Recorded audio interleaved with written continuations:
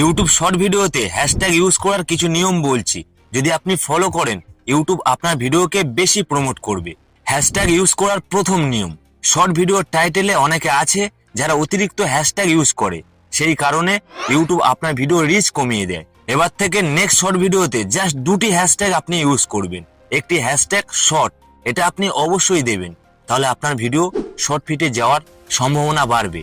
এছাড়াও আপনার video related একটি হ্যাশট্যাগ ইউজ করবেন, তাতে আপনার নির্দিষ্ট দর্শকের কাছে ভিডিও পৌঁছাবে। তা চলুন হ্যাশট্যাগ ইউজ করার দ্বিতীয় নিয়ম। প্রথমে ডেসক্রিপশন ওপেন করুন। এই ডেসক্রিপশনে হ্যাশট্যাগ বসানোর কিছু নিয়ম আছে। ইউটিউব বলছে 5টি থেকে 10টি হ্যাশট্যাগের ভিতরে আপনি রাখবেন, এর বেশি দেবেন না। প্রথমে আপনি শর্ট হ্যাশট্যাগ ইউজ করুন। এবারে আপনি যে ভিডিও আপলোড করেছেন সেই ভিডিও রিলেটেড 4টি হ্যাশট্যাগ ইউজ করুন।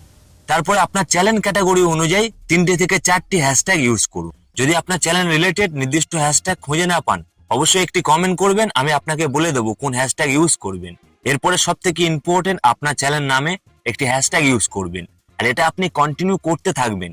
আর আপনার চ্যানেল নামে হ্যাশট্যাগ ইউজ করা মানে আপনার চ্যানেল নামে একটি কিওয়ার্ড তৈরি হবে, আর সেই কিওয়ার্ড শক্তিশালী করার জন্য আপনি প্রত্যেকটি ভিডিওতে এটা ইউজ করবেন।